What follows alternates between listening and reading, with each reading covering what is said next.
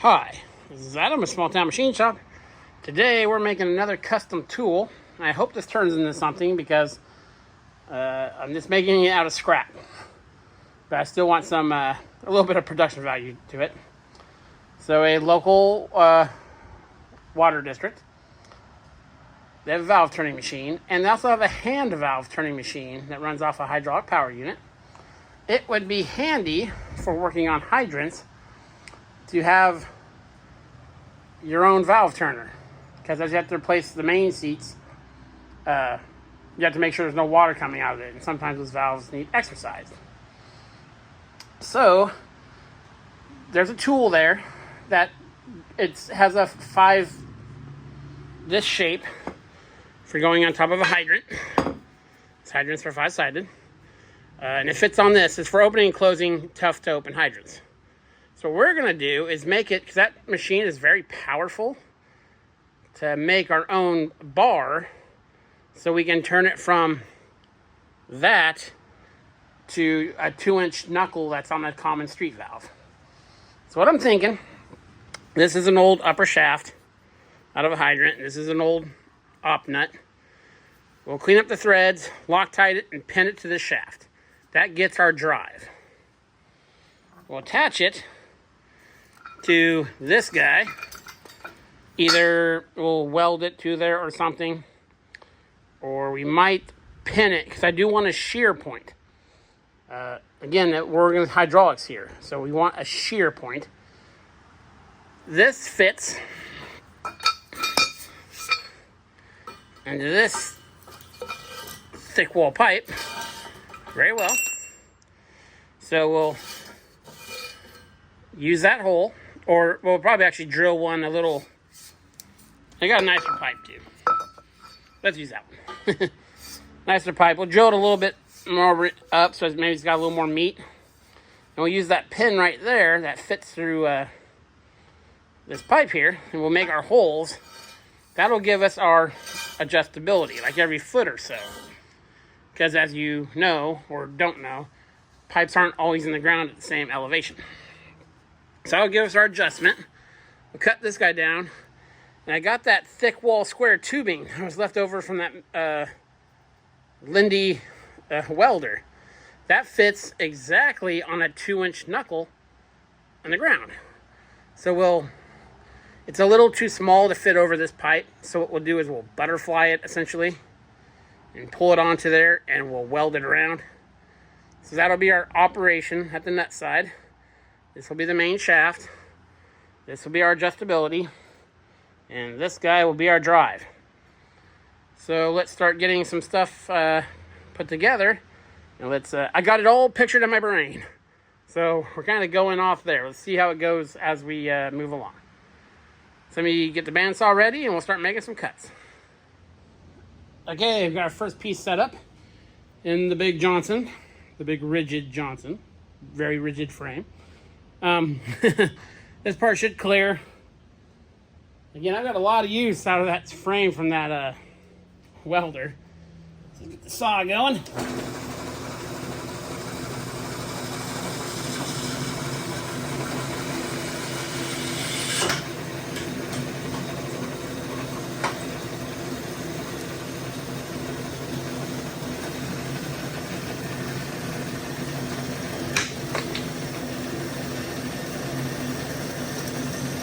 There we go. The saw is cutting. We'll go ahead and let it do its thing, and then we'll cut that little stub shaft off there. Okay, I'll bring you back.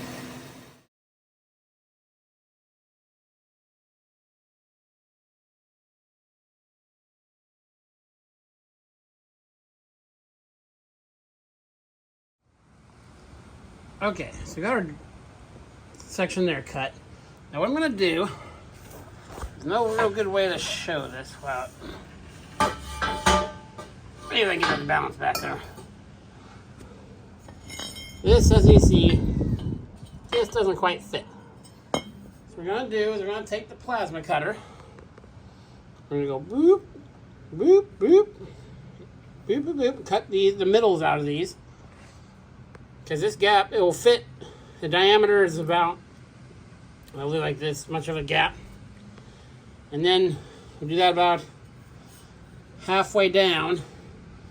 That'll give us these 4 fingers coming up essentially, and we'll weld that to the pipe after we grind the galvanized stuff off it, because grinding galvanized is a no-no. It's also very ventilated in here, so when we do go to weld this, I'm probably going to MIG it. I'll have to shut the door, and I don't have a fume extractor or anything, so we'll clean all that up. And then to give us a true edge on this, I'm going to measure half this way down and add that. I want this base piece to be, let's say 6 foot. Because I've come across some shallow valves. We're going to assume most pipe is 48 inches in the ground. And then the valve is typically, the knuckle is 14 to 16 inches above it if it's a gate valve. It's off to the side and just above the spring line if it's a butterfly valve, because the gearboxes are off to the side. But most hydrant valves are 6-inch gate valves. Vast majority of them. So that's what we'll focus on. That will save us some depth. Plus, I want to have like 3 foot of adjustability in this. So if this is 6 foot long to start with, if it's 3 feet in the ground, it's only going to be 3 foot in the air. So I don't want it to be unmanageable. So let's get this cut, cleaned up, and we'll get this part affixed to that.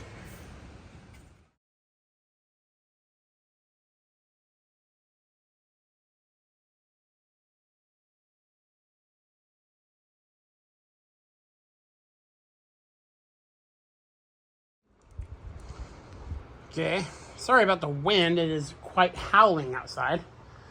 Got another pipe cleaned up. The outside in a strong wind, and this is probably unnecessary, but I don't like sending my dust, downstream. So I ran my frog eye sprinkler out there when I was doing it. Clean this guy up. This is where we're gonna section out. And I was thinking about doing this on the milling machine, but I got the plasma cutter there, and I really need more practice with it. I'm very new. I've been a torch guy my entire life. I'm in my early 40s. So this is a kind of job where, I can get a little more time on it. Should be pretty quick and easy. I'll just cut slots to make them slightly bigger so they fit over that real nice. So let me get the air compressor and stuff hooked up, and we'll give that a go.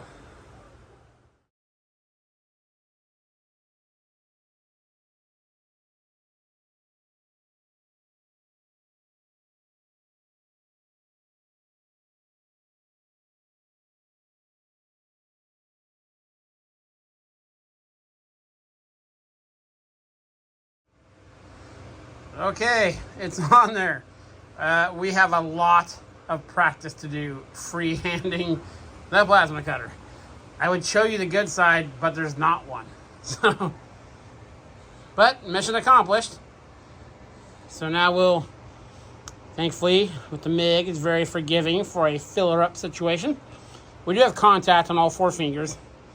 So now we'll weld that up. We'll clean it up real quick. We'll weld it up. Then the bottom section is done. So let's get that done, and we'll move on to the next section. Okay, we're on MIG wire, so we're going to switch to stick. We've got it more than tacked up. You can see nice and straight. Nice and straight. Nice and straight. There we go. I just took a level off there. There's a lot of play at hand here, so that is plenty good. There we go.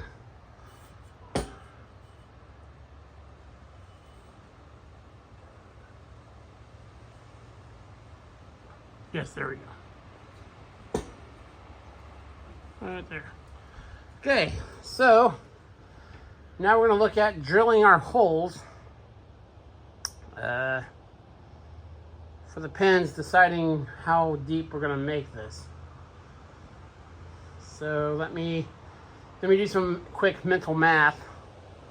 And all that's really left is we're going to clean up all this, drill and tap that, or drill a retainer for it. We might do that next, and we'll see how far we get today. I had another job come up that I need to get to, but we're moving along. So let me go ahead and get this all cleaned up and this affixed to that shaft, because then the only thing we have to worry about is the adjustment shaft. So let me get that done and I'll bring you back.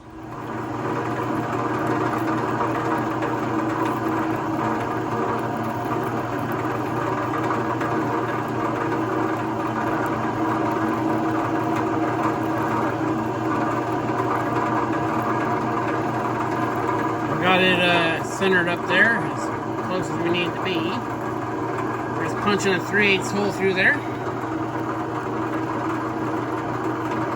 We're halfway, making some good chips. We'll get this done and throw both in there, and we'll see how much more we need to do.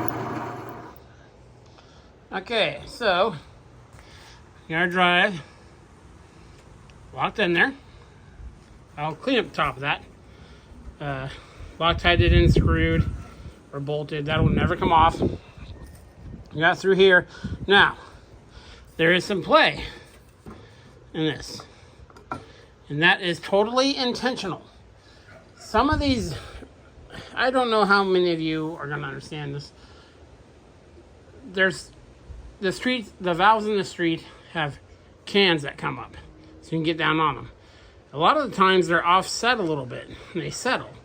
So you don't want a perfectly rigid thing to go down there.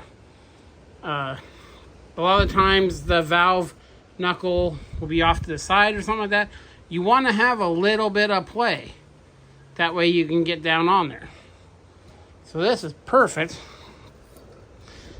And again, this will be my shear point. And that's a pretty heavy shear. That's a 3/8. That grade 8 bolt. That's not a random cheesy grade 8 bolt from Home Depot or something like that. That's a manufacturer that's approved and they've been tested. That's a true grade 8. I'll go on a separate video on that, but there's a lot of counterfeit bolts out there, let's just say. But the place I get my bolts from is the same place the nuclear plant does. So they have to go through all kinds of certified testing to get these approved there. So I am more than comfortable using these here. So now all we need to do is, that's where the pin's going to go through, is make some measurements. We're going to punch some holes big enough for that pin. And this is done. And I need to finish welding that and then paint it so it looks a little nicer. But let me figure out how I want to do the holes, because we have all this span here. So this is like 6 foot. So most of the time, only 3 foot of it's going to be above the ground. And we can drill some more holes in here too, to give us a lot of adjustability. So let me pretty much set this thing up and see what it looks like. So here it is in most of its splendor. So it's 7 foot tall. All you need to do is drill the holes for the pin. That'll be our minimum, because most valves are about 3 foot down. So this will put it at 4 foot. That's a good working height. If it's deeper, I can stay on the tailgate of the truck. But we don't come across much that are shallower than that. So yeah, very happy how it came out. Again, we want this much wiggle. A lot of the times the boxes, we call them valve boxes, it's like a 6-inch diameter can. You want some wiggle to take up unevenness. So that'd be perfectly fine. I've been in the water business for 15 years. So yeah, we'll just punch, this will be the minimum depth.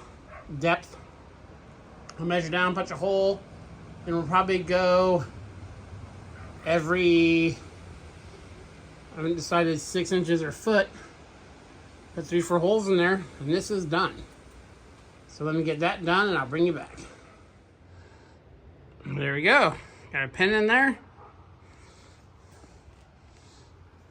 That is exactly what we wanted. Made a hole every 6 inches, so there's 1, 2, 3, 4. So quite a bit of adjustment. I'm going to end up using a different pin. It'll be a bolt, and I'll shave the extra threads off. Yeah, very cool. This tool did not exist a couple hours ago, and now it does. And that is super cool. So yeah, this is Adam with Small Town Machine Shop. Please comment, like, and subscribe, and thanks for watching.